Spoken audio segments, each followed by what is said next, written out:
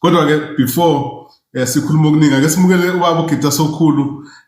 Tata sibingelele mhlekazi.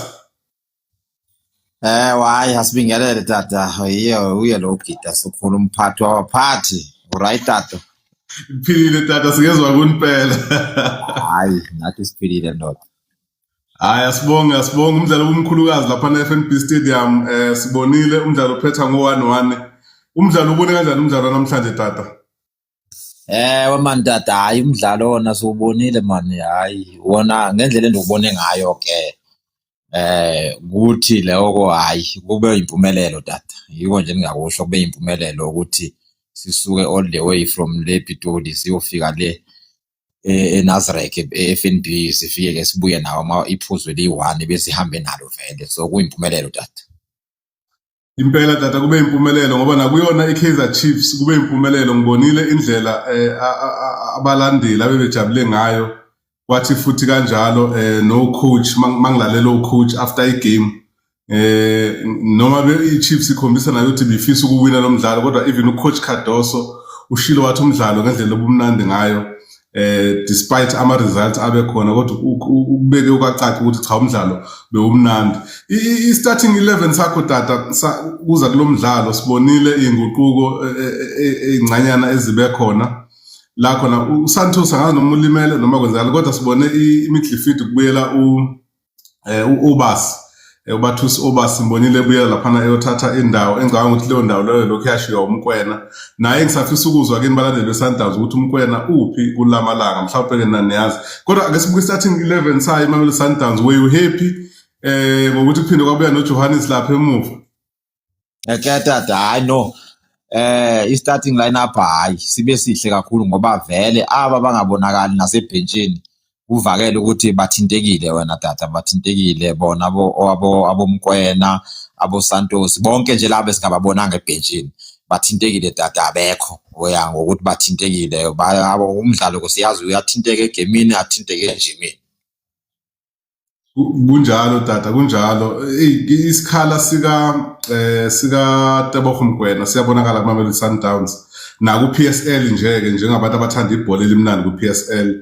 Indoda leyana owaziyo ukuthi mayisuka ikhona egrawundini kusuke kungenzeka noma yini, kodwa ngicabanga ukuthi bekune-backline ebikade inkulu. Mhlawumbe ngiyafisa ukuze ukuphawula kwakho kuya midfield ye-Sundowns ebi-up against i-trio la bekhona khona ngapha ku-Kaizer Chiefs, bekhona khona uNdlovu obe-man of the match kanye noMabhuku engicabanga ukuthi uyayazi i-Sundowns njengoba umdlali obuya kuyona i-Sundowns, kanti futhi bekhona noNgcobo ukuthi bebefuna impela ukustabilizer i-midfield ye-Sundowns. Kuthini ukuphawula kwakho ngaleya midfield? I-back ubona niyiwinile noma mhlawumbe bekunzima i-pressure beniyithola koMabhuku?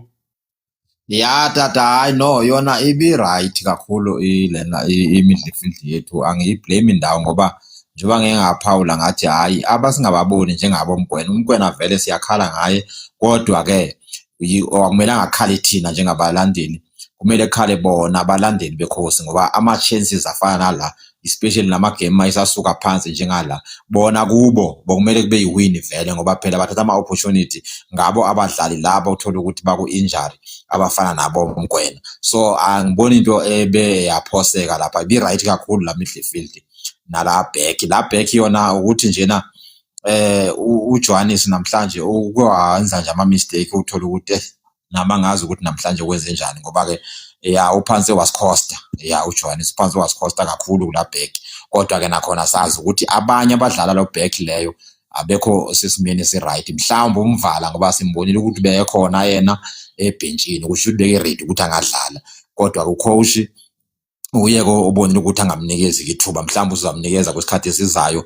Nokunye engakuphawula nje yona tata, ucoach wethu ubonile kwimidlalo le edlulile oyi-1 we-league noyi-1 lo we-MTN 8 ukuthi ubuya emuva and then enza izinto ngama-substitute. So ngicabanga besa style lesi afuneka asisebenzise tata ngoba i-substitute yakhe ithatha isikhathi, and maye substitute makenze lanto esiyaziyo vele njengama-supporters e-Sundowns ukuthi maye substitute makafake ama-player noba yi-3 noba yi-4 same time, and angawafaka isikhathi sesihambile or aqala check le team adlala nayo ukuthi izawusubstitute kanjani. Yena makavele enze kwenzeke ngoba i-substitute iyamsebenzela ngoba namanje nangu uLentoza uMalula uCassius uthe mayingena first touch yakhe kwaba igoli. So ke nomkwena i-last second yakhe yokuthi kuphela igame bokuyigoli liyana if anganika i-substitute isikhathi esanele ngicabanga ukuthi ingamsebenzela le plan yakhe ngoba ungathi igame uyiwina from ebenchini. Ama-substitute wakhe athanda ukumsebenzela ucoach Cardoso this season. Ngiyajabula ukuthi uyakuphawula lokho ngoba sibonile la eMbombela ngesikhathi dlala ne-TS Galaxy umdlalo uwinner from the bench ngomkhulise okuthena namhlanje wadlala I wouldn't say akadlalanga kahle ugcine kodwa ucoach emkhipha ngicabanga ukuthi igame bene high intensity ngikhuluma phana ku midfield. Ngisakhuluma ngayo indaba ka coach bala nama substitute ngicabanga ukuthi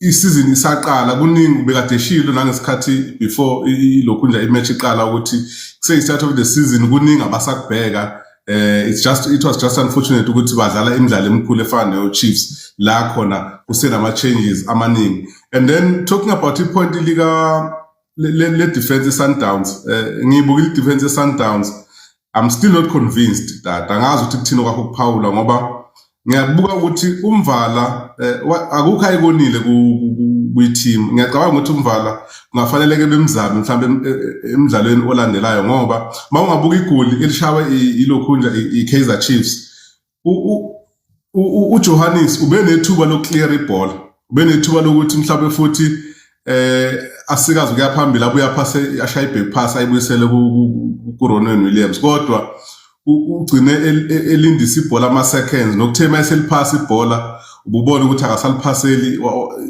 iplayer langa ngoliphasela opponent of which uNdlovu uthathele lo bhola then wa-assista umfana uphili lapho oshaya igoli lakhe lokuqala. Kuthini ukuphawula kwakho ngabe umvalo uyadingeka ukuthi abele emuva okanye noLunga noma aphinde aqhutsheke noJohannes ngoba uKekana I think ube solid uyena umuntu obe solid lapha na kuMamelodi Sundowns. Yeah, okay tata. Yes, yabona tata ilendlela nami ndiyibone ngayo ke njengoba nditsho ndithi uJohannes uphanse wascosta. Yeah. Ngoba mawuthi uyabheka vele la goal leKaizer Chiefs apho isuke khona isuke pha kuye wangakhona ukucleara kakuhle uyayibona and then yasuka yahamba ibhola yadlalwa ukudlala kwayo amatouch noba bekwawe Sundowns marithe lapha iphunyuka khona kwavela igoli kodwa ubona ukuthi apha isuke khona ukuye pha uJohannes pha emva lapho yenze khona iphutha ukuthi iziyogcina iba igoli noba ingavelanga yasuka kuye yathi amathasha yawosha igoli kwaqale kwadlalwa mari kodwa ithe mayiwini iKaizer Chiefs kwaba kuvela kwegoli. Okuhle tata kulelo goli elishawe iyona iKaizer Chiefs ukuthi ngicabanga ukuthi lokho kubekayo okuvezayo nami lokho engikuvezayo kuyiqiniso ngoba even ucoach Cardoso mayesekhuluma after imatch ukubekile ukuthi i-team ubheke ukuthi kube khona la emlungisela khona ukhuluma ngedefense wakubalula futhi ku center back waphinde wabalula ukuthi ku midfield engicabanga ukuthi njengoba elinye lelo umkwena mhlawumbe nanokuthi ku right hand side la ngizwe ePaula ngakho which means nge-forward still use-satisfied kodwa kulama position ukhona ukuthi usafisa ukusebenza noma usafisa ukuthi i-team izame ukuthi kube khona abantu mhlawumbe emsiza ngabo. Ngiyazi tata ukuthi singakhuluma okuningi ngaBalu Sundowns but before ngudedele i-Chiefs wena uyibone kanjani ngabe mhlawumbe le Chiefs uyibona this season is it the Chiefs mhlawumbe ubonayo ukuthi ingathwalisa kanzima iSundowns throughout the season neOrlando Pirates noma umlilo wamaphepha njengoba bekuhlale kwenzeka ngoba masingabuka abadlali ebathengile iChiefs kule season sibonile uMoloyisane udlalile sibonile noPhili naye udlalile kanjalo nabo Batman they are coming through kuyabonakala uthini ngale Chiefs this season ngabe kukhona mhlawumbe okuthembisayo ukuthi inga-challenge ama-cups amaningi this season. Uyabona ke tata hayi yabona yona manje iyibuka ke abafana basekhosini hayi kule season lena noko kukhona abazakwenza futhi kubonakale ngendlela endibona ngayo abazimisele ngakhona. Yeah, isikakhulu ngalomdlalo wanamhlanje ndiyababona ukuthi hayi bazimisele kakhulu nethi njena mawubheka i-backline yabo akumelanga ithole into ezifana njengama-yellow card njengale ndlela benza ngayo, like iBigland ngathi mayehlise nje ukuthi ithanda ukuthi ifake isicathulo kakhulu, yiyo nje into engayenza yona. Otherwise bona hayi ba-right kakhulu, ngiyababona naphambili futhi mabeya bayathembisa impela ukuthi kule season nokho kukhona abazawukwenza njenge-team nayo eyaziwayo efana nezinye i-team ezikhona lapha ku-PSL pha ku-top 5 bangakhona bangakuchallenge kakhulu futhi njengoba nangoku behleli lapha phambili njena lapha bazibonakalisa njengoba betholele draw namhlanje bazibonakalisa ukuthi abazusuka lula lapha yanje bakuthutshayo ukuthi hayi bayapolisha nje bapolishela abanye abantu uba ngaba sibalalisela amehlo sawuthi hey kube sokunzima ubaxebula abantu lapha. Kunjalo tata Sibonge, nami le Chiefs angifuni uqaba manga uma ngiyibuka ibukeka ine-energy, ibukeka ifisa ngempela ukuchallenge ngoba ubonile isikhathi dlala Sundowns namhlanje ukuthi abasazithathi neze njenge-team ebikade ingathi ayinamdlandla noma njenge-team ebikade siyibukela phansi, babukeka benomdlandla impela. And going forward sesivala tata esayidini lakho umdlalo wakho ozowudlala olandelayo kuthi ngethungo lesibili or ngolesithathu, I'm not sure about ilanga kodwa uyadlala midweek uzobudlala neMarumo Gallants. Ngabe lo mdlalo lo tata ucabanga ukuthi iSundowns ofile iyenze njani ngoba iwalahlile amaphuzu namhlanje amabili kodwa komunye umuntu uzothi phela beku away and it was a big match, so into ebikade mhlambe ingalindeleka. Going forward to yini ithembisayo kwi-team yakho going forward against iMarumo Gallants? Yes tata, no uyabona ke kulowo weMarumo Gallants wovela umdlalo ofama vele siwine sivule ngawo bokuyi-team yethu besivula ngayo leyo, so leyo ayizuthi sithandabuzisa siyabalandeli futhi ke noba ubani uyathanda noba ubani akathandi kuzawumele sithole 3 points lapha kuMarumo Gallants noba ngaba kanjani kumele sithole 3 points.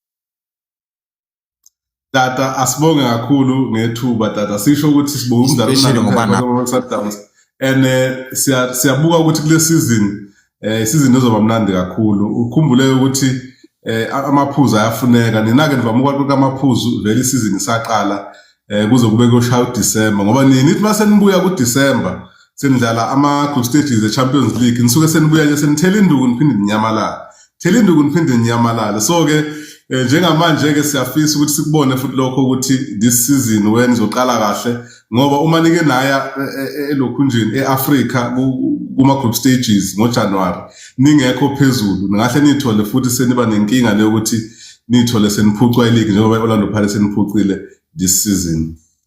Hayi tata uyabona uyibambe ngakho-ke lapho uqinisile impela, yiwo nami ngisho ngithi kumele bazame ukusebenza usase-early futhi-ke mawuthi uyabuka njengoba sikhuluma nangawo amakhosi la, nawo amakhosi siyahamba nawo kwi-Africa kule season noba singazodlalela cup eyi-1 kodwa sihamba nabo plus including nayo iBhakania sihamba nalo, so kumele-ke sithi masihamba nalamadoda omabili siya le-Africa sibe sesenze sure ukuthi sishiya lapha ekhaya kume kanjani, injalo tata.